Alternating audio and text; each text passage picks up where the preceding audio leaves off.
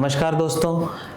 आज इस वीडियो में हम एक ऐसे टॉपिक के बारे में बात करेंगे जो कि हम अक्सर ओपीडी में देखते रहते हैं। कई बार इरेक्टाइल डिस्फंक्शन यानी कि इरेक्शन संबंधी समस्याओं से ग्रसित मरीज जो है कुछ समय के लिए तो दवाइयाँ लेते हैं, फिर हताश होकर इन दवाइयों को लेना बंद कर देते हैं क्योंकि ये दवाइयाँ उन पे असर करना बंद कर चुकी होती हैं। तो आइए जानते हैं इस वीडियो में कि कौन सी ऐसी वजहें हैं जिससे कि इरेक्टाइल डिस्फंक्शन की मेडिसिन्स काम करना बंद कर देती हैं और इसमें हमें करना क्या चाहिए।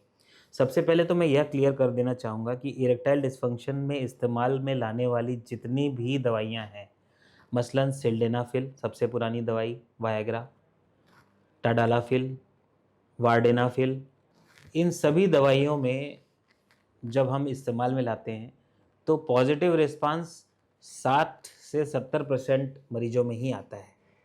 तो अगर आपके अंदर यह दवाइयाँ काम नहीं कर रही हैं तो आप अकेले नहीं हैं। 30 से 40% मरीजों में यह वैसे भी काम नहीं करती हैं। इनके कई कारण हो सकते हैं। ब्लड सप्लाई अगर आपके पेनिस की अच्छी नहीं है, आप diabetes, blood pressure, heart disease, अन्य बीमारियों से पीड़ित हैं, तो इन दवाइयों का असर इफ़ेक्टिव नहीं हो सकता है। इसके अलावा सबसे जो इम्पॉर्टेंट बात यहाँ कहना चाहूँगा कि यह मेडिसिन्स बहुत से लोग ऐसा प्रयोग करते हैं कि मेडिसिन मैंने खा ली और अब मुझे इरेक्शन अपने आप होना चाहिए।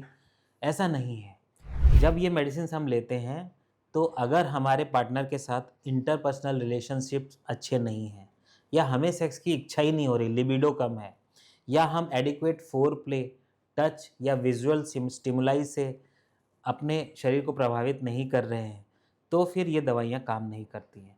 तो इन दवाइयों को प्रभावी होने के लिए एडिक्वेट फोरप्ले, अपने पार्टनर से इंटरपर्सनल अच्छे रिलेशनशिप और अच्छे लिबिडो यानी सेक्स की इच्छा का होना बहुत इम्पॉर्टेंट है। दूसरे वो वर्ग के मरीज हैं जो अल्कोहल का ज़्यादा इस्तेमाल करते हैं और इन दवाइयों को रिक्रिएशनल दवाइयों के हिसाब से प्रयोग करते हैं कि आज हमें वीकेंड में इंटरकोर्स करना है, may be multiple sexual partners के साथ करना है, तो हम इन टाडालाफिल दवाई का इस्तेमाल कर लेते हैं जिसका कि असर 36 से 48 घंटे तक रहता है। तो फ्राइडे को वो दवाई लेते हैं, सैटरडे संडे तक ये वीकेंड का उनका अल्कोहल और मल्टीपल इंटरकोर्स का दौर चलता है। तो ऐसी स्थिति में भी ये दवाइयाँ काम नहीं करती हैं। इसके अलावा बहुत सारे मरीज़ हमसे ये पूछते हैं कि मार्केट में ये टाडालाफिल की प्रिपरेशन स्ट्रिप्स के फॉर्म में अवेलेबल है, माउथ डिज़ॉल्विंग लोजेंजेस के फॉर्म में अवेलेबल है, तो मैं उसको क्यों नहीं ले लूँ।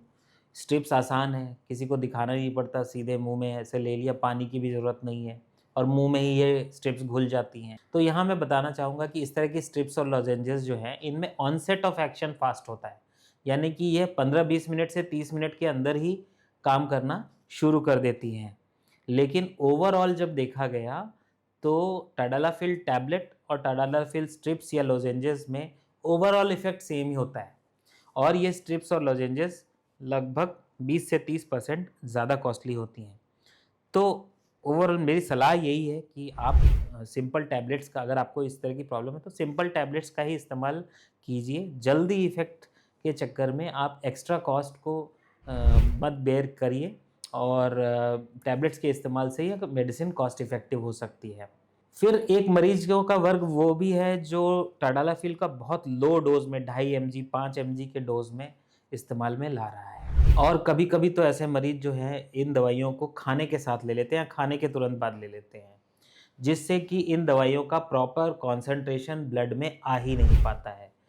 लेकिन कॉन्सन्ट्रेशन अगर लेवल मेंटेन नहीं हो पा रहा है, अच्छे लेवल तक नहीं पहुंच पा रहा है, तो इरेक्शंस तो इनको नहीं होते हैं, लेकिन साइड इफ़ेक्ट सारे होते हैं।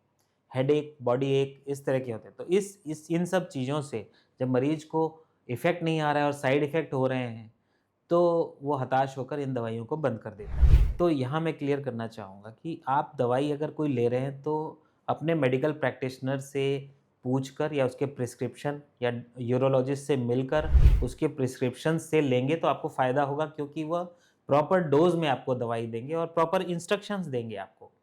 टाडालाफिल या कोई भी इस तरह की दवाई जो है वो एम्प्टी स्टमक लेनी होती है। फूड के साथ लेने से इनका कॉन्सन्ट्रेशन ब्लड में अच्छी तरह से पहुंच नहीं पाता है। तो इस प्रकार से इस दवाई का इस्तेमाल करना चाहिए। जिन मरीजों को हार्ट या लिवर या किडनी की बीमारी है, उनमें इन दवाइयों का डोज कम करने की ज़रूरत हो सकती है। इसीलिए इसको अपने यूरोलॉजिस्ट से पूछकर प्रिस्क्रिप्शन लिखवा कर ही लें, ताकि सही डोजेज आपको आपकी अन्य बीमारियों के हिसाब से दी जा सके। तो इस वीडियो में हमने बात की इरेक्टाइल डिस्फंक्शन की मेडिसिन्स के काम ना करने के कारणों के बारे में। इस वीडियो में इतना ही।